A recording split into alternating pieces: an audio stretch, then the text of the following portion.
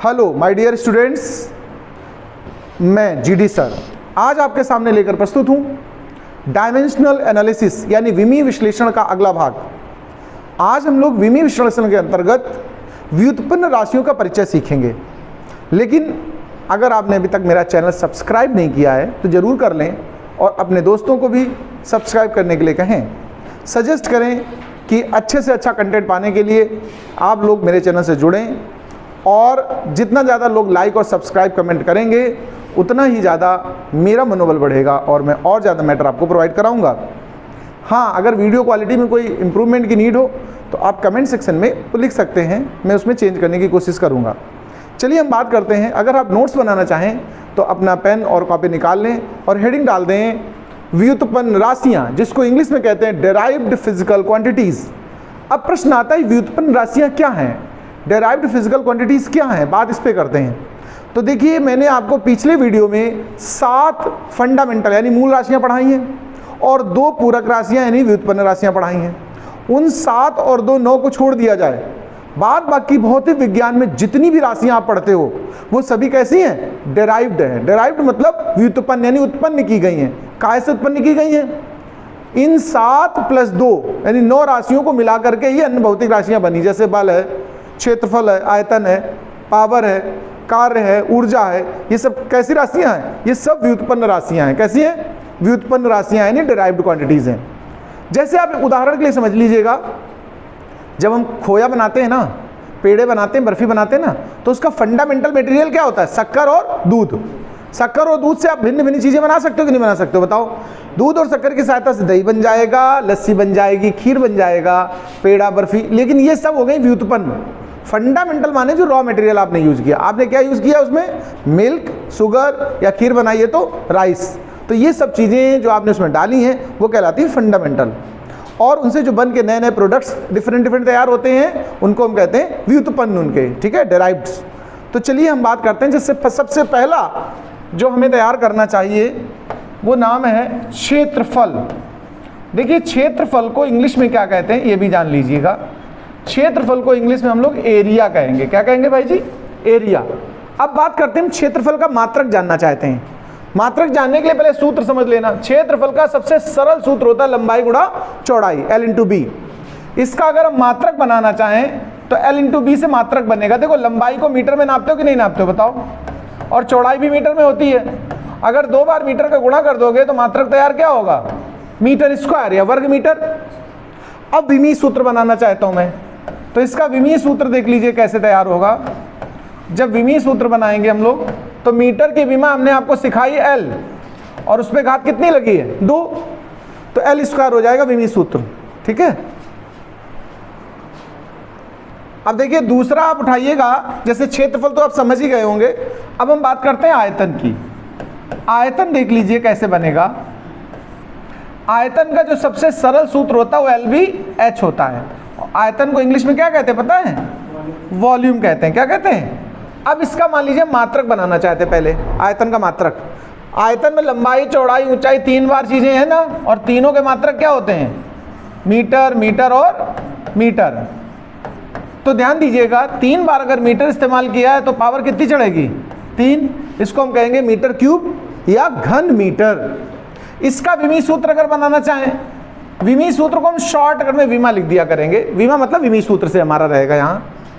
तो विमा क्या होती है? L होती है मीटर की, और उस पर कितनी घात चढ़ी है? 3। अच्छा, बड़े ब्रैकेट में लिखने की आदत डालिएगा। बिना ब्रैकेट के भी विमा लिखा जा सकता है आज के हिसाब में।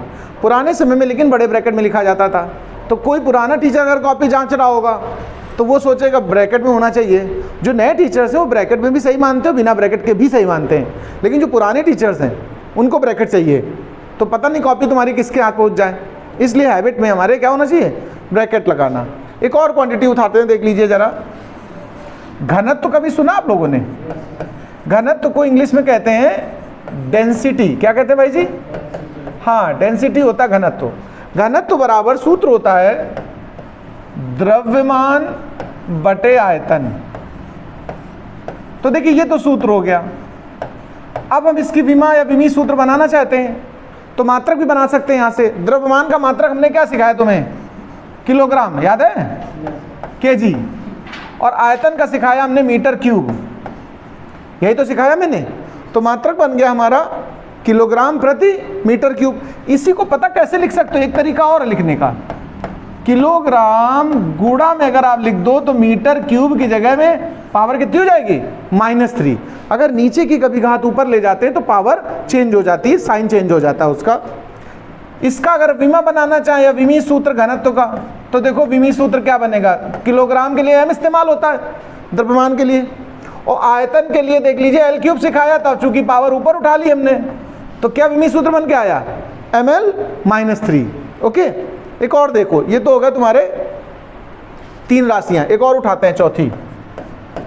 इसके बाद हम बात करते हैं चाल की। किसकी, चाल कहो या फिर वेग कहो। देखिए चाल अदिश होती है और वेग सदिश होती है, बस इतना अंतर है, दिशाओं का अंतर है, बात बाकी भाव में एक ही चीज है। देखो चाल को इंग्लिश में स्पीड कहते हैं और वेग को वेलोसिटी कहते हैं। क्या कहते हैं भाई जी, वेलोसिटी कहते हैं। अब इसका मात्रक बनाना है, तुमने सुना होगा, बड़ा सरल सूत्र है, चाल बराबर दूरी बटे समय। चाल बराबर होता है दूरी बटे समय। चलो हम पहले इसका मात्रक बनाते हैं। दूरी का मात्रक हम लोग क्या लेते हैं तुम्हें पता है, मीटर, और समय का सेकेंड। भाई बहुत बढ़िया। अच्छा हम चाहें सेकेंड नीचे पड़ा है उसको ऊपर उठा लें, तो जब नीचे कोई राशि पड़ी होती है ऊपर उठाते हैं तो ध्यान रखिएगा सेकेंड जैसे नीचे पड़ा है तो उसको जब ऊपर उठाओगे तो -1 पावर हो जाएगी, इनवर्स कहते हैं इसको। क्या कहते हैं। अब इसका विमी सूत्र बना लो, तो देखो विमा क्या बनने वाली है, मीटर की हो गई L और भाग में सेकेंड था, और सेकेंड की क्या होती है T, और T ऊपर लोगे तो इनवर्स आ जाएगा, तो ये हो जाएगा LT-1। बताओ भाई जी, नहीं समझ में आ रहा। तो देखिए ये तो हो गई चाल और वेग के लिए। इसी के आगे एक और क्वांटिटी सीख लीजिए, त्वरण। त्वरण को इंग्लिश में पता क्या कहते हैं, एक्सीलरेशन। क्या कहते हैं। अच्छा इसकी परिभाषा तुम्हें याद है क्या, कोई बता सकता है त्वरण क्या होता है। त्वरण होता है वेग परिवर्तन की दर को त्वरण कहते हैं। क्या कहते हैं, वेग, इसकी परिभाषा हम लिख दे रहे हैं, वेग परिवर्तन की दर को, परिवर्तन की, और इतना शब्द लगा तो अच्छा लगेगा, समय दर को, वेग परिवर्तन की समय दर को त्वरण कहते हैं। ठीक है भाई। आप गाड़ियों में देखो एक्सीलरेटर लगा होता है कि नहीं, बताओ। बहुत लोग उसको एक्सीलेटर कहते हैं। क्या कहते हैं, होता क्या नाम है, एक्सीलरेटर, इससे बनती स्पेलिंग, को त्वरण कहते हैं। ठीक है। त्वरण को सामान्य तौर पे चूंकि ए से स्पेलिंग है तो ए से प्रदर्शित करते हैं। खैर त्वरण की जो वो बनेगी ए, वो वेग परिवर्तन और बटे समय। तो ऊपर क्या आ गया, वेग आ गया कि नहीं आ गया, बताओ। और वेग का मात्रक आपको मैंने अभी सिखाया, कितना सिखाया देखो, मीटर इंटू सेकेंड इनवर्स। वेग का मात्रक है ये मीटर गुणा सेकेंड इनवर्स, और बटे में देखो इसमें समय लिखा है, और समय का क्या होता है, सेकेंड। अब जब ये सेकेंड ऊपर उठेगा तो एक और -1 आ जाएगा, तो अब कितनी पावर हो जाएंगी, यस, मीटर गुणा सेकेंड की घात -2। ये मीटर पर सेकेंड स्क्वायर कहते हैं इसको। क्या कहते हैं, जैसे इंग्लिश में लिखते हैं वैसे भी लिख सकते हैं, मीटर पर सेकेंड स्क्वायर, या ऐसे लिख दो मीटर इंटू सेकेंड -2। इसका विमी सूत्र बनाना, तो मैं त्वरण का मान लो विमा बनानी है तो सीधे में यहां से बना दे रहे। देखो मीटर अपन सेकेंड स्क्वायर है ना, मीटर का क्या होता है L, और सेकेंड स्क्वायर का क्या होगा T स्क्वायर। इसको अगर ऊपर लिख दो तो क्या हो जाएगा LT-2। तुम्हें ये रिजल्ट याद रखने हैं कि हम वेग का पूछेंगे तो तुम सीधे क्या बोलोगे, LT-1, त्वरण का LT-2। इसके बाद देखो बल। अब जैसे बल है, बल का एक सूत्र होता है, न्यूटन का नियम है, तुमने सुना हो गया, बराबर ma। ना सुना हो तो याद कर लो, इसको तो कहते हैं न्यूटन का दूसरा नियम। क्या कहते हैं, न्यूटन का द्वितीय नियम, F बराबर ma। m पता क्या है, द्रव्यमान है। m क्या है, इंग्लिश में कहे तो मास, और a क्या है, एक्सीलरेशन यानी त्वरण है। अब हमें इसका मात्रक जैसे बनाना है, मान लो मात्रक बनाना चाहते हैं, तो मास का मात्रक क्या होता है, किलोग्राम। द्रव्यमान का क्या होता है, किलोग्राम होता है। और त्वरण का भी सीखा हम लोगों ने, क्या सीखा, मीटर गुणा सेकेंड की पावर -2। तो इसका बन गया ऐसे, हिंदी में लिखने का मन हो तो आप ऐसे लिख सकते हो, किलोग्राम गुणा मीटर और गुणा सेकेंड की घात माइनस में 2। ये तो सूत्र हो गया काय का, मात्रक का। इसी को या करके लिख दो आगे। वैसे बल का जो ज्यादातर मात्रक इस्तेमाल होता है, पता क्या यूज होता है? न्यूटन। बल का मात्रक क्या होता है? सुना कि नहीं सुना है? ये होता है एसआई मात्रक। न्यूटन कैसा मात्रक है? एसआई मात्रक। लेकिन सीजीएस मात्रक किसी को पता है इसका? सीजीएस मात्रक बल का, सीजीएस मात्रक बल का होता है डाइन। क्या होता है? डाइन होता है। क्या होता है? डाइन। अब सुनो, इनमें संबंध होता है 1 न्यूटन बराबर 10 के घात 5 डाइन। ध्यान रखिएगा, ये सूत्र पूछा जाता है बहुत जगह। एक मात्रक में कितने डाइन होते हैं? ये कैसा मात्रक है? न्यूटन एसआई मात्रक है। और डाइन कैसा मात्रक है? सीजीएस मात्रक है, सेंटीमीटर ग्राम सेकेंड वाले यूनिट का मात्रक है। तो ये खैर बता दिया, लेकिन हमारा टारगेट तो विमा निकालना है। हम विमा निकालते चलो। किलोग्राम की विमा क्या सिखाई तुमको? एम, याद है? मीटर की क्या सिखाई? एल। और समय की क्या सिखाई है? टी। और पावर कितनी लगी है? माइनस। तो बल की विमा क्या हो गई? mlt - 2। देखो, गालियां हर भाषा में होती हैं, फिजिक्स में भी गाली है। हम जब किसी को गाली देना चाहे फिजिक्स के भाषा में, जैसे वो लोग कहते हैं कंटाप मारेंगे, अभी कहते हैं कंटाप माने क्या होता है? फोर्स। क्या होता है? फोर्स लगाएंगे, यही तो मतलब हुआ। तो अगर फिजिक्स की भाषा में किसी को गाली देने का मन होगा तो अब ये mlt - 2 देंगे, दुरुस्त हो जाओगे। तो वो सोचेगा कोई सामान देने कही रहे हैं लगता है।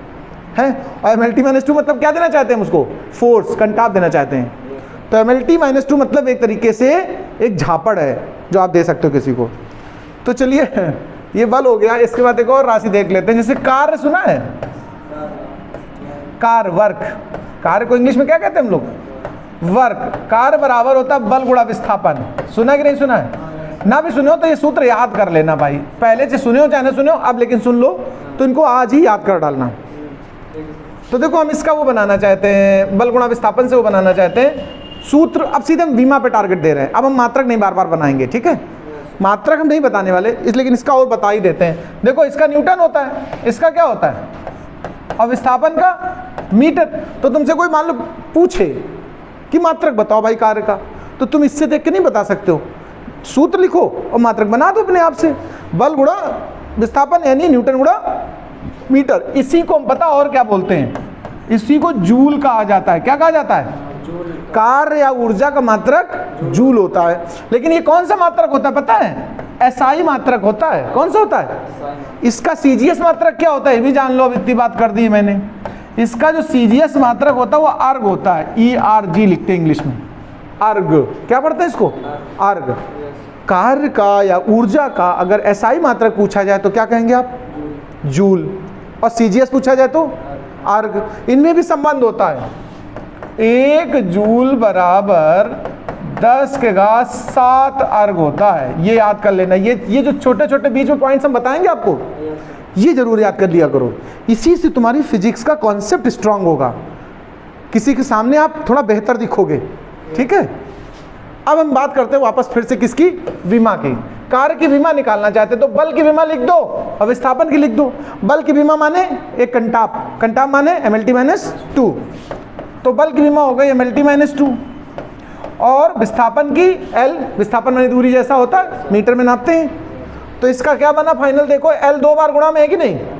और गुणा में घातें जुड़ती हैं। एक घात इसकी एक घात इसकी जुड़ के कितनी हो गई? 2 घात। तो ml2 t - 2 या ml² t - 2 जैसे बोलना चाहें आप। ये किसका आ गया? कार्य का। एक और देखो, ऊर्जा का। किसका? देखो, ऊर्जा को इंग्लिश में पता क्या कहते हो? एनर्जी। अब एनर्जी हम 2 तरह से सॉल्व कर सकते हैं, एक गतिज ऊर्जा और एक स्थितिज ऊर्जा। चलो पहले गतिज ऊर्जा से सॉल्व करके देखते हैं। गतिज ऊर्जा को इंग्लिश में क्या कहते हो बता सकते हो? Kinetic energy. मैंने शॉर्ट में लिख दिया है, KE मतलब काइनेटिक एनर्जी।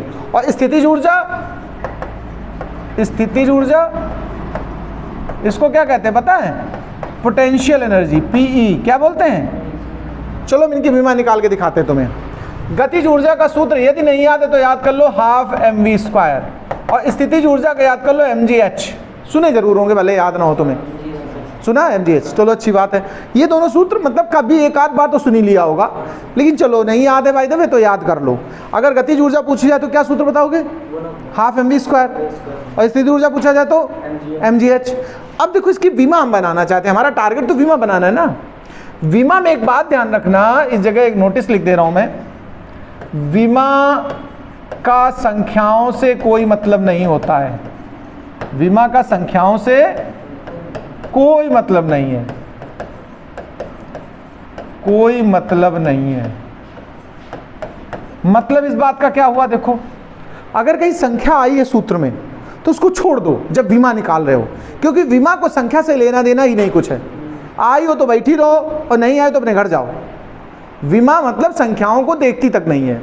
तो इसमें देखो एक संख्या आई हाफ, छोड़ दिया इसको, क्योंकि विमा को पसंद ही नहीं संख्या, हटाओ। अब m द्रव्यमान का क्या होता है विमा, बताओ, m होती, और v माने वेग है। वेग की विमा देखो पीछे हमने सिखाई LT-1, याद करो तुम पीछे, अगर तुम्हें याद आ रहा हो, वेग की निकाली है ना। लेकिन इस पे v पे पावर कितनी चढ़ी थी, 2, तो LT-1 पे पावर 2। अच्छा पावर कभी यार ऊपर चली होल में तो दोनों में जाती है, मतलब m तो ऐसे रहेगा, l पे भी 2 जाएगा और t पर -2 हो जाएगा। देखो इस बात को, इस चीज को समझ लेना। घात पे अगर घात होती है तो घातों का आपस में गुणा होता है, और अंदर ब्रैकेट में 2, 3, 4 जितनी राशियां सब में जाएगी वो घात। ये तरीका समझ लेना, ठीक है। तो देखो तुम्हारा गतिज ऊर्जा की विमा क्या तैयार होकर आई, ml2 t-2। आओ स्थितिज ऊर्जा की बात करते हैं। m माने द्रव्यमान है, m क्या है, g पता क्या होता है, गुरुत्वीय त्वरण। क्या होता है, यानी त्वरण होता है। ये है गुरुत्वीय त्वरण, लेकिन वास्तव में है तो त्वरण ही ना। और त्वरण की विमा पीछे हमने भी सिखाई है, तुम्हें हम दिखा देना चाहते हैं कि त्वरण की विमा क्या सिखाई थी। देखो त्वरण, ये त्वरण की विमा निकली LT-2। तो आइए त्वरण की विमा यहाँ रख देते हैं। त्वरण की विमा यानी गुरुत्वीय त्वरण की विमा माने त्वरण की विमा, तो LT-2, और ऊंचाई की h यानी l यानी मीटर। मिला दो सबको, गुणा में घातें जुड़ती ना, यहाँ 2 बार l का गुणा आएगी नहीं, तो घातें कितनी हो जाएंगी, l पे 2 हो जाएंगी, ml2 और t-2। नहीं समझ में आया। एक और राशि देख लो जरा, इसी में कितनी हो गई अभी तक, 8। एक और राशि देख लो, उसको बोलते हैं हम लोग बल आघूर्ण। क्या बोलते हैं, बल आघूर्ण। इंग्लिश में इसको कहते हैं मोमेंट ऑफ कपल। क्या बोलते हैं, मोमेंट ऑफ कपल। एक और शब्द है इसके लिए, या इसी को इंग्लिश में टॉर्क कहते हैं, TORQUE, टॉर्क। इसको इंग्लिश में ये 2 नाम दिए जाते हैं, तो बल आघूर्ण को या टॉर्क। ओके, अब इसको ये है क्या, हो सकता है तुमने ना सुना हो इसको, बल आघूर्ण को। इसकी परिभाषा क्या होती तो मैं बता देना चाहता हूं। यदि कोई वस्तु अपने अक्ष के परितः, इसकी परिभाषा बता रहा हूं, यदि कोई वस्तु अपनी अक्ष के परितः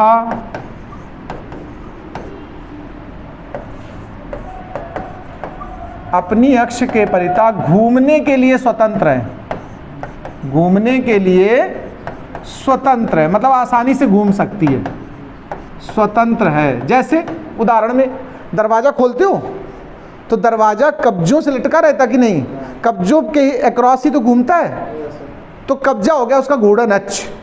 हैंडपंप चलाते हो, हैंडल जब चलाते हो तो जहां वो एक बोल्ट में बंधा होता है वही के अबाउट तो घूमता है, उस बिंदु को कहेंगे घूर्णन अक्ष। और घूमने के लिए स्वतंत्र, आराम से चलाओ हैंडपंप चाहे जितनी बार। तो यदि कोई वस्तु अपनी अक्ष के परितः घूमने के लिए स्वतंत्र है, तो जैसे उदाहरण में हम हैंडपंप ले रहे हैं समझाने के लिए, ये हैंडपंप का हैंडल है, ये क्या हो गया हैंडल, और ये कहीं एक जगह यहाँ बड़े से टोपे के अंदर फंसा होता कि नहीं, यहाँ बोल्ट लगा होता है। ये हैंडपंप की सिचुएशन है ऐसे। ये जहां बोल्ट लगा इसको घूर्णन अक्ष कहेंगे। क्या कहेंगे आप, घूर्णन अक्ष। और यहां से ये दूरी हो गई लंबाई या दूरी, और यहां पर आप बल लगा के इसको ताकत लगा के ऊपर नीचे करते हो कि नहीं करते हो, बताओ। उसी के हिसाब से हम परिभाषा समझा रहे, ध्यान देना। यदि कोई वस्तु अपनी अक्ष के परितः घूमने के लिए स्वतंत्र है तो लगाए गए बल, जो बल लगाते हो, लगाए गए बल तथा घूर्णन अक्ष से लंबवत दूरी, देखो बल यहां लगाया और यहां से जो लंबवत दूरी है, इसको R कह दो, L कह दो, जो आपकी इच्छा हो। लंबवत दूरी, देखो लगाए गए बल को हम F कहते हैं और लंबवत दूरी को हमने R कह दिया। लगाए गए बल तथा घूर्णन अक्ष से लंबवत दूरी के गुणनफल को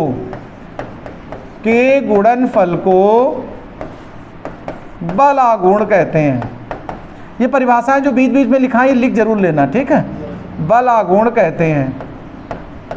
इसे प्रदर्शित पता कैसे करते हैं, देखो टाउ से। इसे कैसे प्रदर्शित करते हैं, टाउ से। इसे टाउ से प्रदर्शित करते हैं। टाउ का चिन्ह समझ लेना, ग्रीक भाषा का है, पढ़ते हैं इसको TAU, टाउ। क्या पढ़ते हैं, टाउ। इसे टाउ से प्रदर्शित करते हैं। अब सूत्र लिख रहा हूं मैं,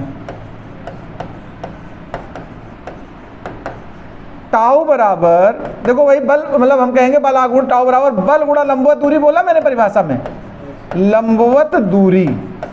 बल हो गया F और लंबवत दूरी हो गई R। तो सूत्र बन के क्या आया, टाउ बराबर F इंटू R। ये बल आघूर्ण का सूत्र है। अब हमें विमा बनानी है। हमें बनाना क्या है, विमा यानी डायमेंशन। बल की विमा क्या सिखाई तुमको, MLT-2 यानी एक कंटाप सीधा, थापड़ झापड़ जो भी कह दो, और R माने लंबाई दूरी यानी L। तो इसका विमी सूत्र क्या बन के आया, ML2T-2। आपने एक बात गौर किया, लगातार यही विमा बार बार आ रही। देखो बल आघूर्ण की क्या निकली, ML2T-2। आप ऊपर आ जाओ, कार्य की देखो, उसकी ऊर्जा की देखो पहले। स्थितिज ऊर्जा क्या निकली, ML2T-2। गतिज ऊर्जा क्या निकली, ML2T-2। कार्य की क्या निकली, ML2T-2। यानी अब हम कुछ राशियां एक साथ लिख रहे हैं जिनकी विमा समान होती है। देखो नोटिस में कर लीजिए इस बात को अपने, कार्य, ऊर्जा, गतिज ऊर्जा, स्थितिज ऊर्जा, ऊष्मा, बल आघूर्ण, इन सब की विमा होती है क्या, ML2T-2। यहां तक नोट करो, फिर आगे बढ़ाते हैं।